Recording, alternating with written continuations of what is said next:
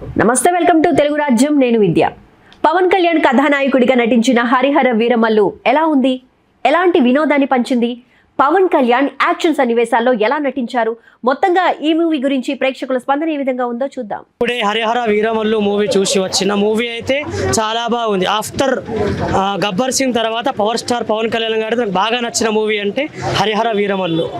అంత బాగుంది మూవీ. కొంచెం చూడడానికి కార్టూన్ చూసినట్టు అనిపిస్తుంది అని అంటున్నారు. కార్టూన్ మూవీలా ఉంది అని అన్నారు. లేదు, కొద్దిగా గ్రాఫిక్స్ మైనస్ ఉంది. సెకండ్ హాఫ్ లో అక్కడక్కడ విజువల్స్ గ్రాఫిక్స్ కొద్దిగా మైనస్ ఉంది, కానీ అవేం కాదు. కానీ పవర్ స్టార్ రేంజ్ ముందు అవేం వేస్ట్. అవి మొత్తం పవర్ స్టార్ రేంజ్ ముందు, పవర్ స్టార్ స్టామినా ముందు అవన్నీ వేస్ట్. మూవీ అయితే చాలా బాగుంది. ముఖ్య మూవీకి బలము power star Pawan Kalyan, Keeravani BGM, Keeravani songs మూవీకి చాలా plus points. Power star Pawan Kalyan dialogues, action scenes, swag and attitude, Keeravani బద్దలయ్యేపోయే బీజిఎం, బ్యాక్గ్రౌండ్ మ్యూజిక్, సాంగ్స్ మూవీకి చాలా ప్లస్ పాయింట్స్. మూవీ చాలా బాగుంది. అందరు నెగిటివ్ చెప్తున్నారు, కానీ నెగిటివ్ ఏం లేదు మూవీలో. మూవీ అయితే చాలా బాగుంది, సూపర్ ఉంది.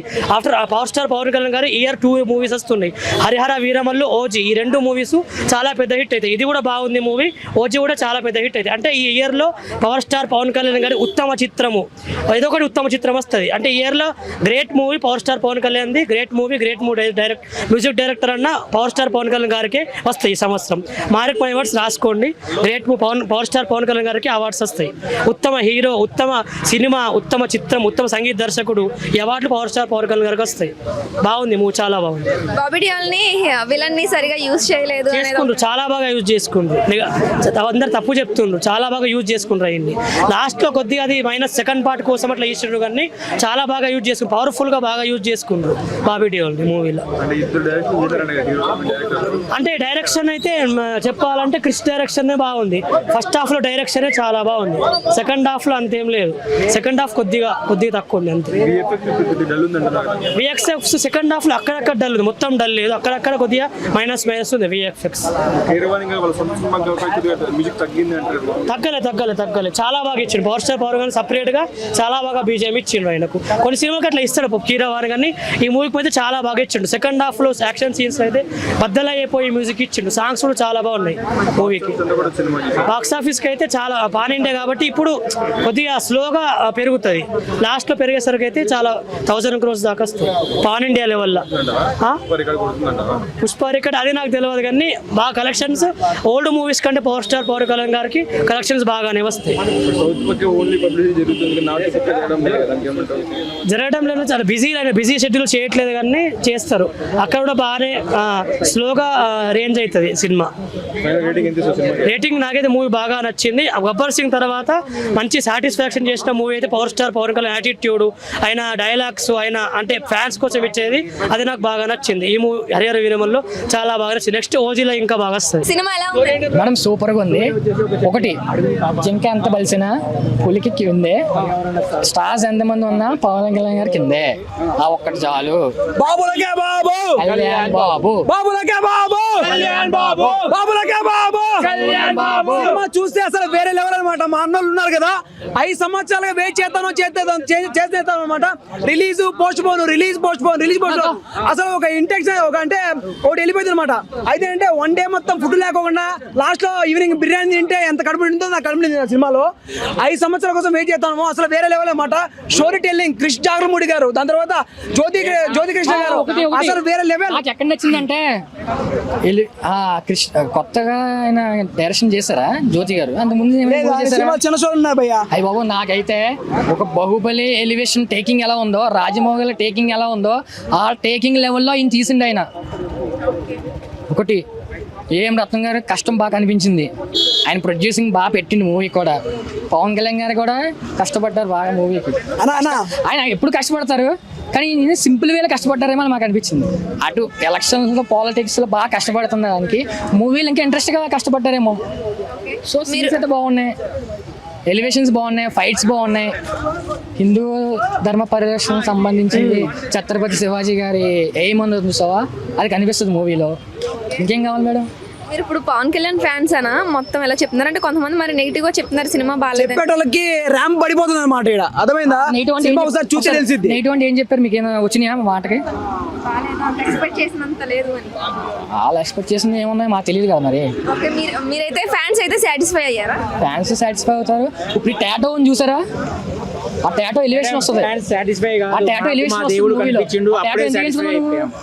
టాటో ఎందుకు ఎంచుకున్నావు? ఒక డౌట్, ఈ టాటో ఉంది ఎందుకు ఎంచుకున్నావు అన్న? అభిమానం, శివుడి మీద ఇంట్రెస్ట్, ఒక నమ్మకం, అదే ఆయన చూపించాడు మూవీలో. ఆయన టాటో ఉంటుంది.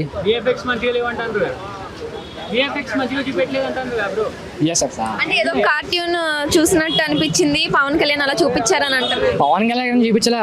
పవన్ కళ్యాణ్ ముందు నిలబడే పులి భయపడుతుంటే దా సీన్ చూపించారు. అక్కడ పులే భయపడుతుంది. అక్కడ పవన్ కళ్యాణ్ గారి ముందు పులి దగ్గరికి వచ్చి పులి భయపడుతుంది.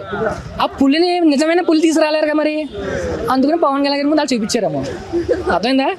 ఓవరాల్ గా ఎంత రేటింగ్ ఇస్తారు? రేటింగ్లో సంబంధం లేదు మూవీకి. రేటింగ్లు నేను ఇవ్వను.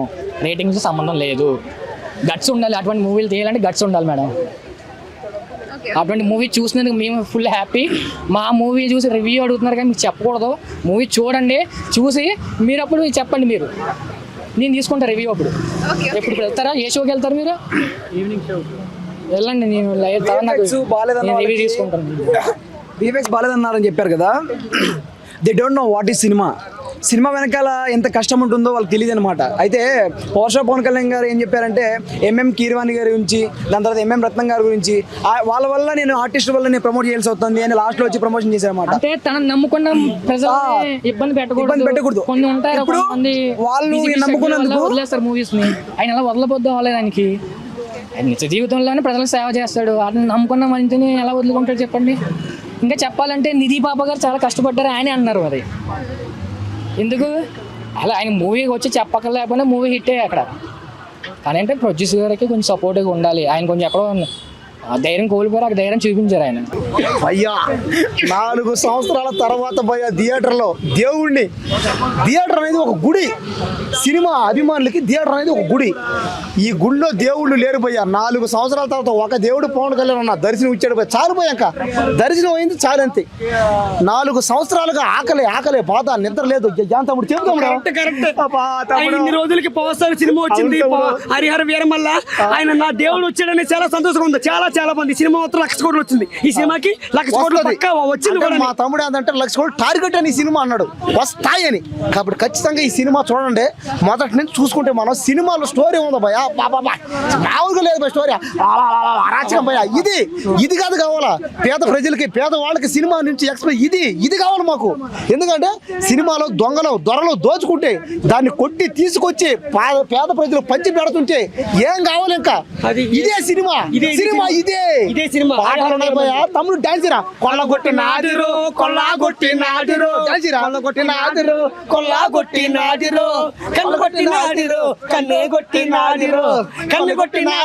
సిరి మగ చిరుతో వదలు మారినాడు కోటమలాడి సింగమలాడిది కొల్లగొట్టినాడిరో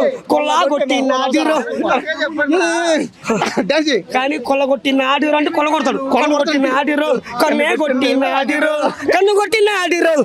కొట్టినాడిరో జై బావసారు, జై పవన్ కళ్యాణ్ అన్న. సినిమా అన్న భయ, పాటలు, డాన్సులు, ఆ డైలాగులు, అబ్బా ఏం కావాలి? ఇది పేదవాళ్ళకి ఇది 1,00,000 కోట్లు. ఇప్పుడే చెప్పిన సినిమా 1,00,000 కోట్లు టార్గెట్ అని చెప్పిన. సినిమా 1,00,000 కోట్లు అనగా జనాలు పారిపోతున్నారు అంతే. అంటే ఏమని అర్థం? పక్క ఏమైంది? తుఫాను వస్తుంది చూడ, గాలి వానలో. ఈ గాలి వానలో సినిమా బాగాలేదంటే వాళ్ళు కూడా కొట్టుకు పోతారని అర్థం. అంటే సినిమా ఇక్కడ నుంచి తుఫానుగా కొట్టి పక్క దేశం పోతుంది అనమాట. అంటే ఎక్కడ చూసినా కలెక్షన్ సునామీ, కలెక్షన్ తుఫాను, 1,00,000 కోట్లు.